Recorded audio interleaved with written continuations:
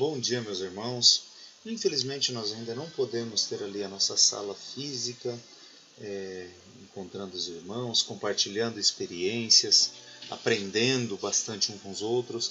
Então, por enquanto, a gente vai ter que continuar com as nossas aulas virtuais. Então, gravando os vídeos, enviando para os irmãos via WhatsApp, para que os irmãos possam acessar aí, também compartilhar com a gente as dúvidas, interagir com as lições também. Hoje nós vamos falar sobre o capítulo 8 de 2 Samuel.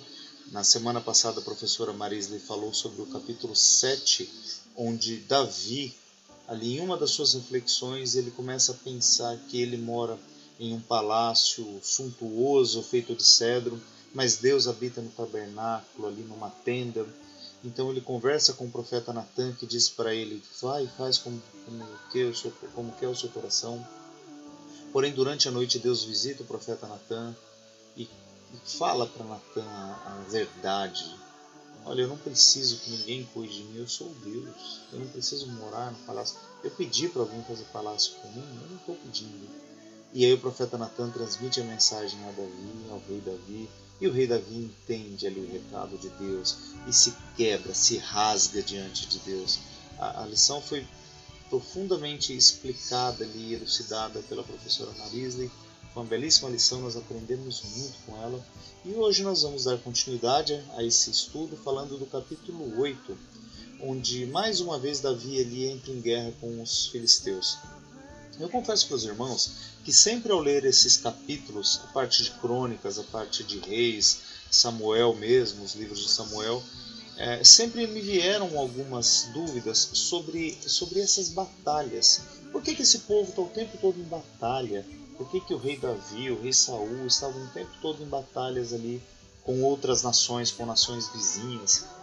E então, pesquisando um pouco, eu encontrei pelo menos a origem de alguns dos povos, né? Os filisteus tinham saído provavelmente do mar Egeu, das ilhas do Egeu, da Ásia Menor, e ido ali para aquela costa próximo a Jerusalém, ali próximo a Israel. E é claro, quando nós olhamos para trás, lá em Josué, quando o povo vai entrar na Terra Prometida, eles estão chegando a uma terra que emana leite e mel. Realmente era a terra prometida. Canaã era a terra dada por Deus para aquele povo. Então todos os outros povos ao redor querem aquele pedaço de chão, querem aquela faixa, porque ela é muito importante, né? Economicamente, culturalmente, outras coisas, ela é muito importante para aquele povo. Então aquele povo está sempre em guerra, tentando tomar aquele espaço de Israel. Parece que Israel não tem paz o tempo todo. Mas, e nós vemos também a questão de Davi durante esse capítulo 8. Claro, o capítulo fala principalmente sobre as vitórias de Davi sobre os reinos vizinhos, né? Sobre aquele povo que ficava ali ao redor. E um desses povos eram os Moabitas. Esses Moabitas eram descendentes de Moabe. Moabe, por sua vez, era neto de Ló.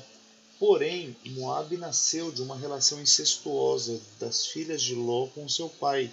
Elas, prevendo uma situação de que não teriam mais marido, porque estavam morando nas montanhas, dentro de uma caverna, após saírem de Sodoma e Gomorra, elas embriagam seu pai com vinho e ali tem uma relação incestuosa.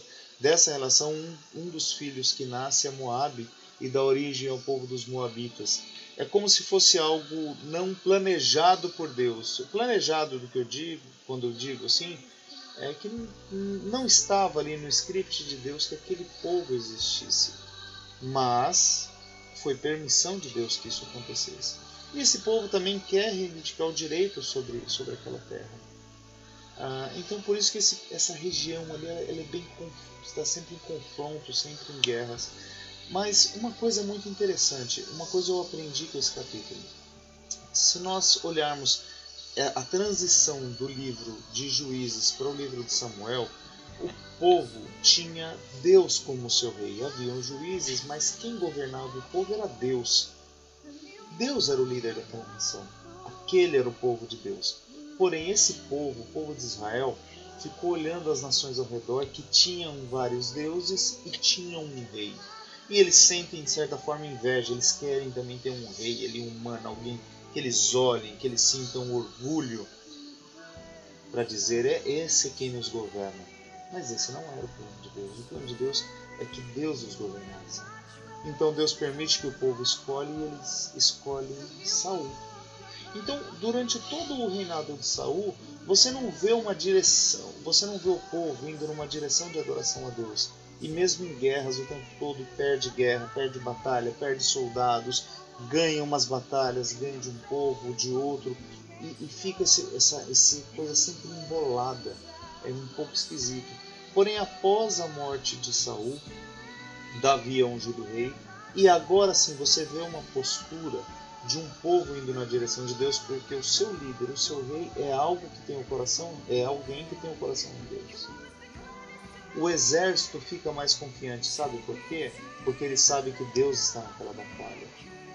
O seu líder consulta a Deus antes de descer para a guerra, antes de levar o seu exército para a guerra. E se Deus disser não, ele não vai. Sabe o que eu aprendo, meus irmãos? Nós temos batalhas, nós temos guerras o tempo todo na nossa vida. Quantas vezes nós temos chamado Deus para essas batalhas conosco? Quantas vezes, antes de sair de casa, você consulta a Deus sobre as coisas que vão acontecer no seu dia, sobre as coisas que você vai enfrentar no seu dia? Davi, eu tenho certeza, ele não saía do palácio sem consultar a Deus antes. Essa é uma lição que nós podemos ser. Por isso Davi era vitorioso. Porque Deus estava com ele. Ele tinha o seu coração em Deus e Deus estava com ele. E toda a nação estava começando a caminhar nesse sentido. Os povos ao redor começam a temer o exército de Deus. Começam a temer o povo de Israel, porque era o povo de Deus. Há Deus naquela nação. Quando Davi começa a ganhar as batalhas, aqui nós vemos reis de outras nações enviando presentes, ofertas de paz a Davi.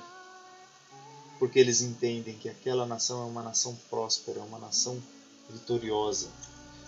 O interessante também, que nós vemos mais no final do capítulo, é a questão organizacional de Davi. Como o reino de Davi estava organizado, administrativamente falando. Tinham os oficiais, tinha o pessoal do exército, os generais, e também tinha a parte administrativa. E é interessante que o capítulo fala para a gente, era algo que poderia até passar batido, mas o capítulo ressalta uma coisa para a gente. A questão de Davi ter sua guarda pessoal. E essa guarda pessoal de Davi eram de pessoas que ele conheceu durante a sua caminhada ali junto com o exército filisteu. E aí eu fui pesquisar um pouco por quê? Por que não ter alguém do próprio povo de Israel ali? E eu entendi que, pelas algumas pesquisas que eu fiz, era um hábito comum entre príncipes e reis terem a sua guarda, terem como sua guarda pessoal pessoas de outras nações, que eram pagas para isso. Além de preparados, esses soldados eram fiéis a quem os pagava. Eles não poderiam não ser fiéis à nação, mas eles eram fiéis a quem o contratava. Então, Davi tinha estratégia para tudo. Estratégia, claro, dada por Deus, mas estratégia em tudo que ele fazia. Então, que fique de lição para nós essa questão de que nós devemos buscar a presença de Deus. Nós devemos buscar a orientação de Deus em tudo o que fizermos, desde o momento em que acordamos até o momento que vamos dormir. Amém? Eu espero que todos tenham um bom domingo, tenham um bom almoço em família. Lembrando que hoje, no nosso culto da noite, nós temos a ceia do Senhor. Então, aqueles que se sentirem seguros, à vontade para ir ao culto, por favor, vão. Quem ainda não se sentir seguro, fique na sua casa, acompanhe conosco pelo Facebook. E eu desejo um ótimo domingo a todos e nos vemos amanhã, se Deus quiser.